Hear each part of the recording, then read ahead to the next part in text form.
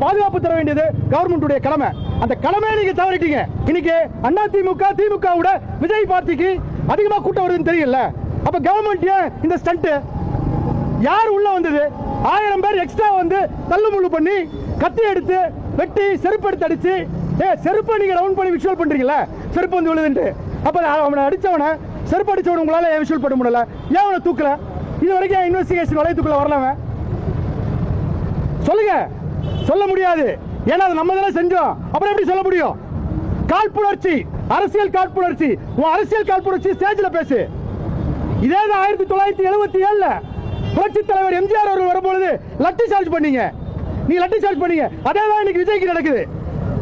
ஏன் நீங்க உங்க பாலிடிக்ஸ் பண்ணுங்க. போய் பனையூர்ல போய் சண்டை போடுங்க. ஸ்டேஜ் போட்டு சண்டை போடுங்க. மக்கள்கிட்ட எங்க காட்டுறீங்க?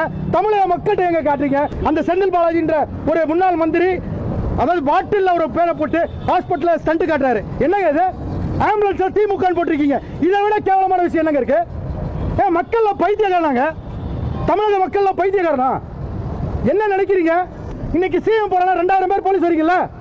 2000 பேர் சும்மா வெட்டியா வந்து நிக்கிறீங்களா? நீங்க அந்த இடத்துல போய் பாதுகாப்பு கொடுக்கல. உங்களால ஏன் பாதுகாப்பு கொடுக்க முடியல? சொல்லுங்க முதலமைச்சர் அவர்களே, சொல்லுங்க. கேவலமான ஸ்டண்ட் பாலிடிக்ஸ் இது. ஒருத்தன் வளர்றான்னா, மக்களுக்காக வளர்றானா, நீங்க என்ன பண்ணணும்?